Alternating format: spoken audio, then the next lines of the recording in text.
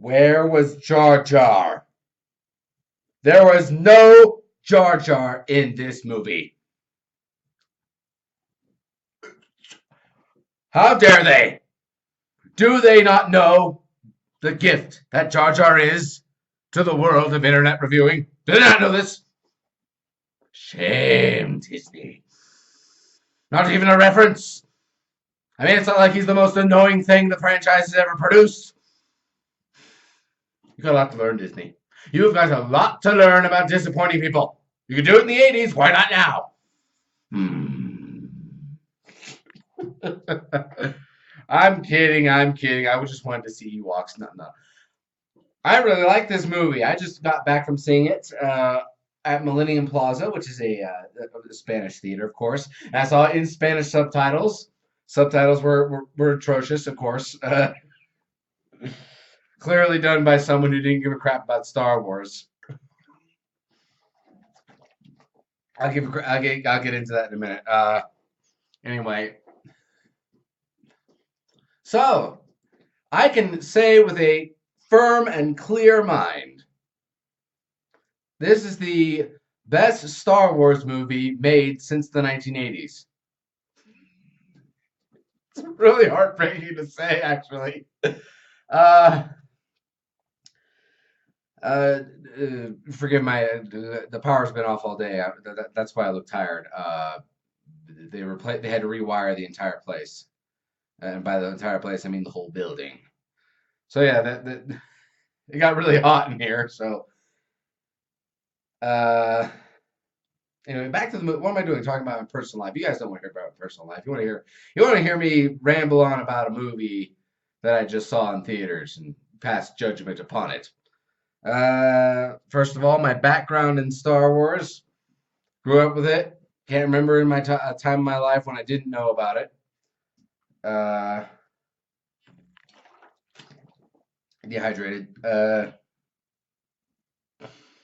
I had the complete set of I think it was the third series release action figures growing up from Kenner.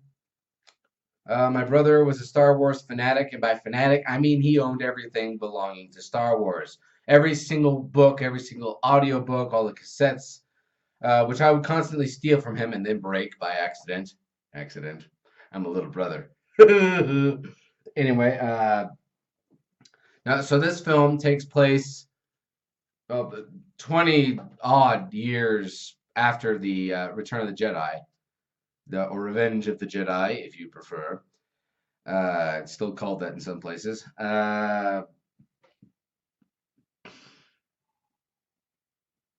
Oh, well, it was hard to enjoy the movie because the theater quality was really bad. I don't know what went wrong.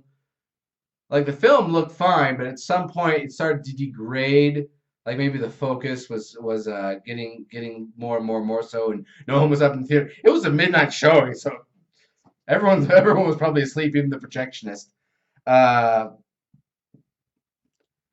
but other than that, I was really entertained.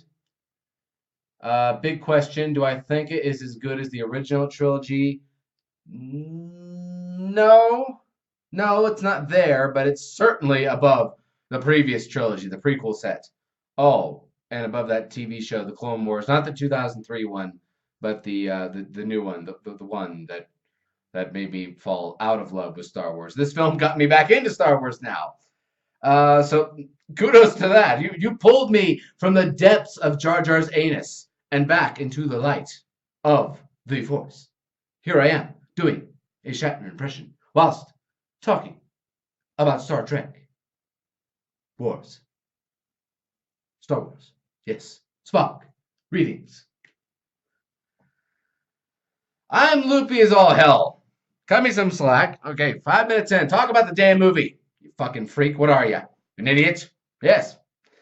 Anyway. So what happens is that we open up with this movie does not cover a lot of new ground. Just putting it mildly. Okay, so we open up and there's important digital plans, well, a map in this case, being placed into an astro droid, which is a BB, So an updated version of R2. There's just a little ball that runs around, looks just like my dog, behaves the same way, all happy, roll about everywhere. Uh, and they put the map in. It's a map to Luke Skywalker, who's vanished. They put him in. They put the plans into the robot, and he goes off by himself out into the desert. Sound familiar? And he runs into a scavenger, aka a farmer of scrap for food and to survive on a desert planet. Sound familiar? And then this is but it does deviate a little bit. Um, and so there's a stormtrooper. They're not clones. The stormtroopers are not clones. Thank you, thank you, thank you, thank you, thank you. They might retcon it. At the moment, thank you very much, Disney, for not all of them being Jango Fett. I'm very grateful for that. Uh, yeah, yes, I am a Star Wars purist. Sue me. Uh, so there's a stormtrooper who rebels and joins the resistance. Can't think of a different name, or you're just too scared to use the original one. Uh, and they're up against the. If anyone out there is familiar with 70s exploitation films, they'll find this really hilarious because it's this neo-Nazi group, which is the best way I can describe it. This Empire Light, if you will, the First Order, and they have a supreme leader, not the Emperor. I'm guessing not the Emperor. He looks all effed up. It could be the Emperor. It could be Palpatine. Uh, if it is Palpatine, I'm just gonna roll my eyes. Because or give him a round of applause. Because fuck, man, you survived the Death Star blowing up in your face, literally. Uh, oh my goodness. So it really is. It really. When I saw these guys in their new neo stormtrooper outfits and all the guys in the black and this big red flag behind them, did anyone else think of Tiberian Sun and the Brotherhood of Nod? That computer game. If anyone, you stop with those damn video errors. This computer didn't like me talking shit about Star Wars. You see that? You probably do. Frame rate's dropping. Up, down, up, down. You ain't seeing that. As it knows what I'm about to say. This film is basically a best of A New Hope compilation that's been worked around a story. So yeah, they have the map to Luke Skywalker. The First Order has right, I'm just gonna call it the Empire Light. The Empire Light has the same features, not as strong. Of course, they do have a much stronger weapon now. They have a Death Star. It's a Death Star. Don't give me that crap. It's a Death Star because it literally kills stars. They call it the Star Killer, which I guess they named after Darth Vader's Secret Apprentice because I think that's still canon. The Force games. Oh God, I can't even remember the name of the games. The Star Killer games. You know what I'm talking about. So the mission in this is to the rebelling stormtrooper and this girl who I think you know who she is. It's pretty damn obvious.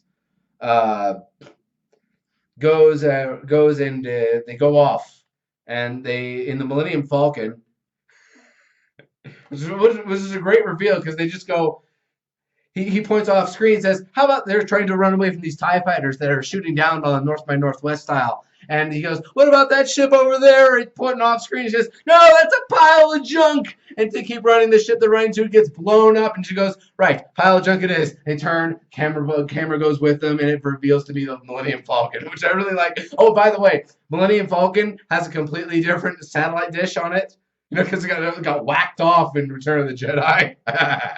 That made me laugh. That made me laugh a lot. It was a little square one too, all updated, letterbox format.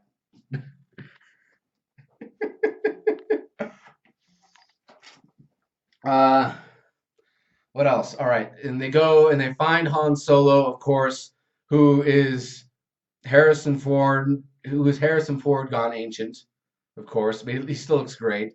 Chewbacca, of course, doesn't look a day older, but he does have black on his nose now. Maybe that's a sign of Wookiee's aging. She looks like Ichigo's sibling. Am I thinking right? The girl with the thing going down like that from Bleach. Uh, brain. Oh, I'm having a brain fart. Worst time to have this during a vlog. Especially when the frame rate's dropping. Stop it! I'm gonna talk about Star Wars. I don't care what you think about it. Anyway, uh, and so he's been hunting what I can only describe as. Remember that thing that was at the beginning of the Superman animated series? That with that mouth thing. Some of those. And so they get loose on the ship. For a moment there, I thought it was gonna go full Doom because they look like Doom monsters as well. Just teeth eating things and not caring and all this stuff. And they get off. They find the Honda. They don't find Han. Han finds them. And so his freighter ship, of course, gets boarded by people who he owes money to. Sound familiar? No, and they go off to the cantina. It's a cantina. It is a cantina. And Darth Vader Jr. is chasing him this whole time because that's what he is. He's Darth Vader Jr. He really is. He's even got Darth Vader's melted, burned mask from Return of the Jedi in his bedroom. Questionable there.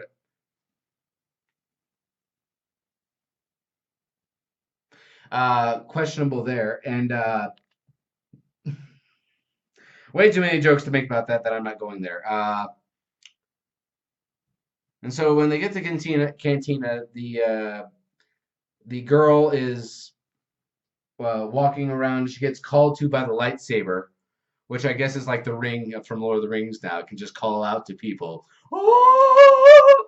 Really, it does that. It does a whole flashback sequence and everything. I didn't know kyber crystals worked that way. Elam got some secrets on it. Oh yeah. Anyway, and so they're trying to find the droid. I'm scared to talk any further about the actual plot in case I ruin it for everyone, but everyone's seen it by now, except Star Trek fans. That's a whole other issue. Anyway, my thoughts ultimately about this film, I thought it was really good. It had a lot of material. They even go down into the trench on the Star Killer. They go into a trench with the tower guns firing them at everything. Really Atari stuff, just like in the first movie. Sound familiar? Well, I just said why it sound familiar. A person complaining that things are too much like other things in movies that are based on stuff from the past. Sound familiar? Someone complaining about that online? Huh? Sound familiar? I don't do that at all in any way, shape, or form, and neither does anyone else. Because no one does that. When we do it, it's avant-garde and all that stuff. I watched Nostalgia Critic. Anyway, it does retread a lot of ground from the first movie, A New Hope. A lot. You'll be saying same scene a lot in this film, but ultimately it doesn't come off as stale. It comes off more of a homage to all that, and it was really nice to see a Star Wars film in the theaters. In my life, I saw a Star Wars film in the theaters that didn't suck. A gift. A fucking gift to my generation and yours. You got to see a Star Wars film in the theaters that didn't suck. When I saw Phantom Menace, I just sat there in the theater. I went to see it like 11 times. It was the first movie. Phantom Menace back in '99 was the first movie I was allowed to see in theaters by myself. Very white Christian family, middle class. So there you are. Uh, uh, and I remember sitting through it on the 11th time, and I suddenly realized, wait a minute, this movie sucks. And so I kept hoping in vain that they would get better as they went on. They kind of did, but they didn't really. And so this is the first time I've seen one in theaters that didn't suck. It's so nice. It's so nice. Though, not to spoil anything, but in this, I love this, by the way. In this movie, Coruscant gets blown the fuck up. Okay. Now, in that scene, they could have had Jar Jar in the background. He might have been, but I didn't see him. If Jar Jar had been in the background going, "Oh no!" and then you see Coruscant from a distance just explode, every Star Wars fan in the universe would have just gone, "Oh, yes, I can feel my pants filling with great joy," and so forth. People do hate Jar Jar that much. I'm just saying. Uh, you guys know that. You're on the internet. Anyway, uh, my thoughts are disjointed, but what I'm saying is go see this movie. If you've already seen this movie, go see it again. If you haven't seen this movie, wake the fuck up, like the Force did. Work the title into the video somehow. I'm clever. That was a complete bold-faced lie. I'm sorry. Uh, so those of you who love Star Wars, you're gonna love this. You are gonna love this. I guarantee that. There is some bullshit in it, but you'll know it when you see it. The cantina scene, that's a little bit. They could have done without that. The villain. Oh, before we go away, the villain, weak, weak villain, very weak villain. I'm sorry, but he was. Uh, he didn't need to be a Sith. Because in this universe, apparently anyone can pick up a lightsaber, which they do in this film, and use it themselves. They just pick it up without any training in it whatsoever, and they start kicking ass all mighty fancy with it. Not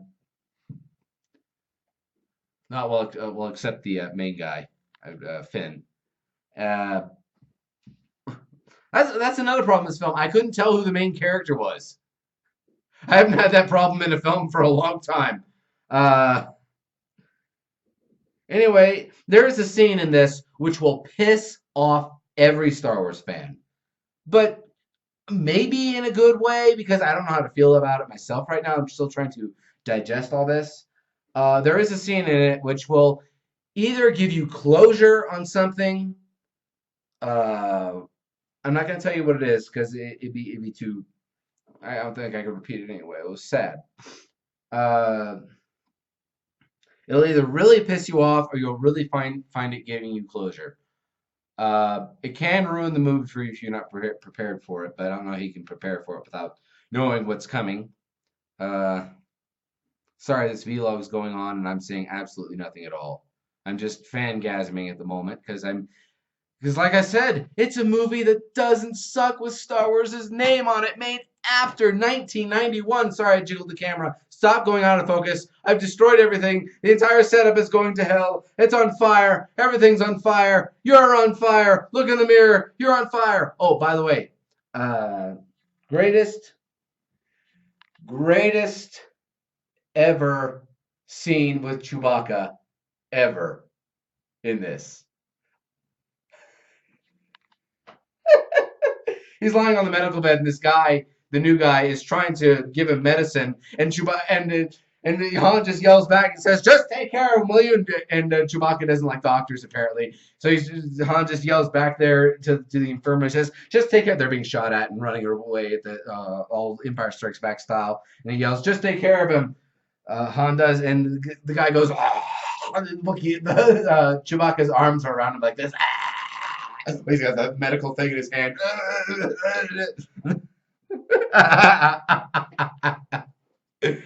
Oh, that was funny. That was funny. Though this by the way, those of you who read the sequel books that took place right after Return of the Jedi, that I think came out sometime 1990s or late 80s. They do take a lot of material from that, but they kind of twist it into their own thing. Uh, I won't give away too much. 20 minutes. Oh, geez, sorry. So yeah, great movie. Go see it. See it multiple times. I plan to. I really hope Disney is planning to do a extended edition kind of thing for this. And I need to defrag my computer. Look at this. Frame rate dropping like crazy. I'm going to be buying it for damn sure. When I go to the US, I'm definitely getting that. Though I might be tempted to wait until episode 9 comes out. Which, if these continue the story they've established in these movies, oh, oh, there is potential here to be better than Empire Strikes Back with their second one here. There is that potential, but only if they make the villain actually interesting this time. That's the major flaw of this movie is the villain, and it will feel a bit rushed, but Disney, so go figure. Uh, so without further ado, thank you so much for watching this far. If you haven't watched this far and you clicked off in the first minute, well, come back. Okay, are we back? Okay, I loosened the USB when I whacked the thing. Okay, okay, I'll see you later. Don't be dead, computer. Oh God.